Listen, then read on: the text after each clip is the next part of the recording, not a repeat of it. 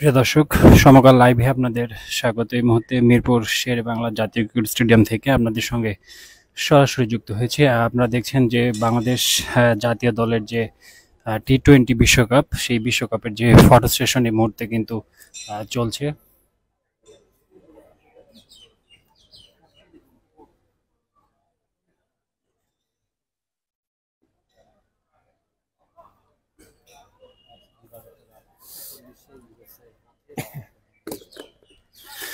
প্রিয় দর্শক, আপনাদের জানিয়ে রাখি, গতকাল কিন্তু বাংলাদেশের যে আসন্ন টি-20 বিশ্বকাপ 2024-এর দল ঘোষণা করেছেন বাংলাদেশ ক্রিকেট বোর্ড বিসিবি। এর পরপরই কিন্তু আজ আমরা জানি যে আজ দিবাগত রাত 1:40 কিন্তু দুবাই হয়ে আমেরিকার উদ্দেশ্যে রওনা হবে বাংলাদেশ জাতীয় ক্রিকেট দল। তার আগেই কিন্তু আজকে যে এই মুহূর্তে ফটো সেশন পর্ব চলছে মিরপুরের হোম অফ গ্রাউন্ডে, সেই দৃশ্য আপনারা দেখছিলেন। ইতিমধ্যেই কিন্তু ফটো সেশন পর্বটি শেষ হয়েছে, এমনটি আপনাদের দেখানোর চেষ্টা করছি। এই মুহূর্তে মিরপুরের যে হোম অফ গ্রাউন্ডে যে যেই 17 জন যে বিশ্বকাপের উদ্দেশ্যে রওনা হতে যাচ্ছেন আজ দিবাগত রাত 1:40 তাদের আমরা কিন্তু ফটো সেশন দেখেছি, এবং এর পরপরই কিন্তু কিছুক্ষণ পরই কিন্তু বাংলাদেশ জাতীয় দলের অধিনায়ক নাজমুল হোসেন শান্ত এবং হেড কোচের সংবাদ সম্মেলন রয়েছে।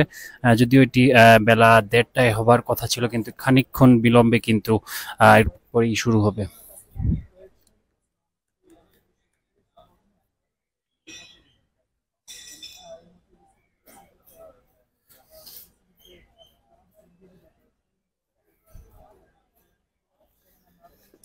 প্রিয় দর্শক, এই মুহূর্তেই দেখছেন যে ফটো সেশন শেষ করে কিন্তু যে বিসিবি সভাপতি নাজমুল হাসান পাপন এবং যে বিসিবি সংশ্লিষ্ট বোর্ড কর্মকর্তারা রয়েছেন, এবং তারা কিন্তু মাঠের মধ্যেই কিন্তু তারা কিন্তু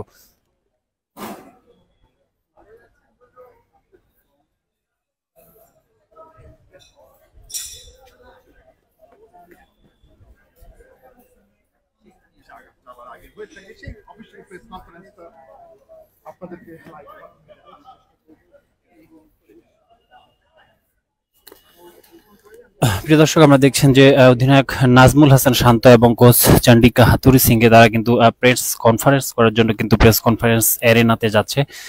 এরপরই কিন্তু প্রেস কনফারেন্সটি শুরু হতে যাবে। এই মুহূর্তে এখনো কিন্তু মাঠে অবস্থান করছেন বিসিবি সভাপতি নাজমুল হাসান পাপন, আপনারা দেখছেন সেই দৃশ্য।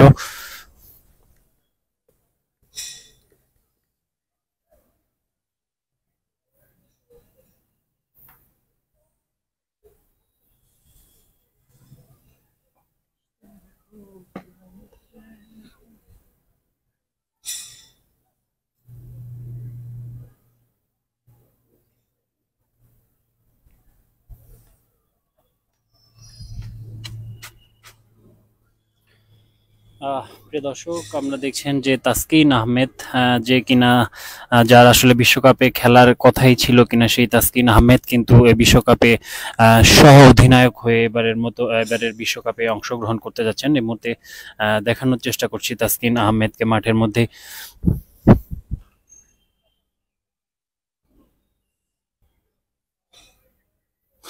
এছাড়াও বিসিবি সভাপতি নাজমুল হাসান পাপন কিন্তু এখনো রয়েছেন মাঠে, যে খেলোয়াড়দের সঙ্গে ফটো সেশন পর্ব শেষ করেই কিন্তু তিনি এখনো মাঠে রয়েছেন, সেই দৃশ্য আপনারা দেখছেন।